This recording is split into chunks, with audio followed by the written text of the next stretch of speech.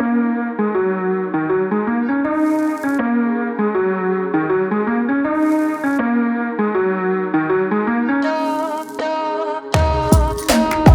always something exciting happening in the Arachno-room, whether it's a mature male building a spur web or poking regardless for feeding response. But to actually get the glimpse of a Tarantula Molting, that's something different. Keep watching to find out.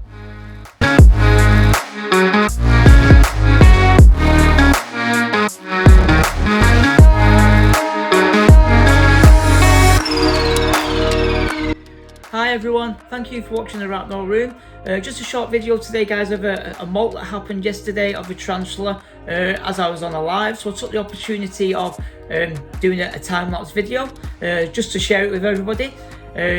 So this time-lapse video probably took about an hour and 30 minutes for the actual full molt to happen. Broken down with the time-lapse, it's probably about 30 seconds. A lot of people don't realise just how stressful it is for a tarantula before the molt, during the molt, and just how vulnerable they are after the molt. Also, it's tarantulas and arachnids, they have an exoskeleton, so unlike human beings where we grow with our skeleton, they actually have to shed their old skeleton to actually grow. So they do go through a process. So first process is going to be the pre-molt. What you will notice with your tarantula is they do start to go off the food, because what they don't want to be doing, they don't want to be eating, starting to expand, and obviously getting stuck in the molt, because this can happen, and it is near certain death if a tarantula does get stuck in a molt.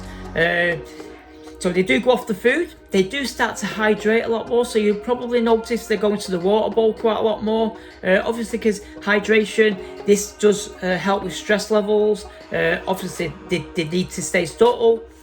This also helps with basically what they're doing is at this stage they're going to be starting to grow their new skeleton underneath their old skeleton.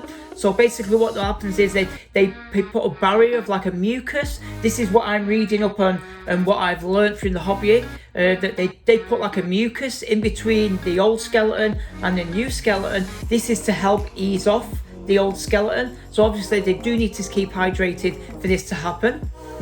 What we'll still now start to notice that they will start to build like a webbing on the substrate, quite a thick webbing. They will also start to flick the hairs, so you will notice that the abdomen could go quite swollen, and you might start seeing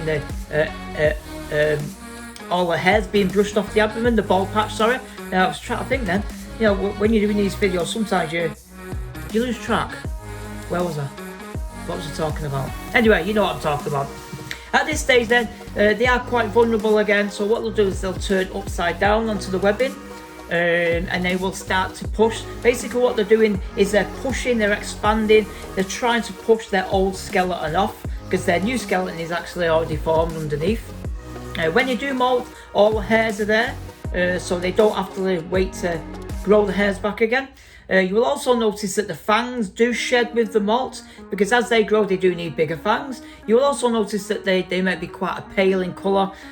Also the fangs will be white as well, because basically what they do, they need to harden up.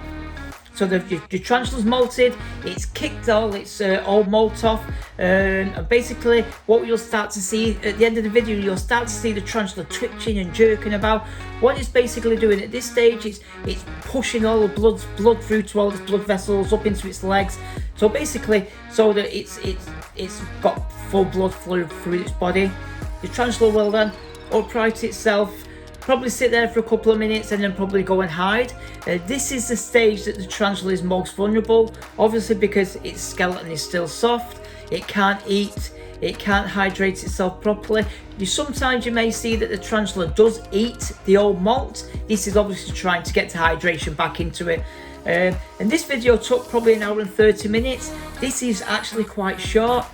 Some tarantulas can take up to 24 hours to molt. So you can imagine a tarantula that's going through this for 24 hours, the stress levels that it's going through. It is a hard situation for this tarantula. So guys, without further ado, let's watch the video. Hope you enjoy it and savour this moment of just how vulnerable, how much stress this tarantula is going through at the time. And just look at the stunning colours after it's finished. They just take a few days for the colours to actually brighten up and come through, but you can just see how gorgeous this tarantula is going to be at the end.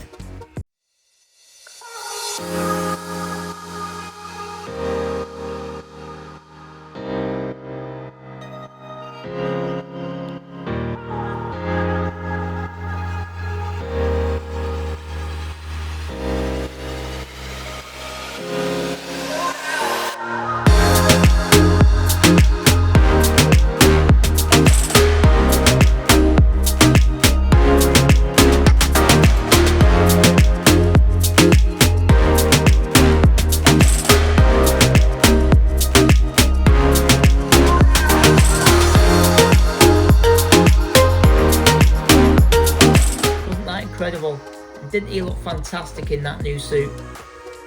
Anyway, thank you guys, thanks for watching, and please subscribe to my channel, and don't forget to hit that notification button so you get notified of any future videos that I do post.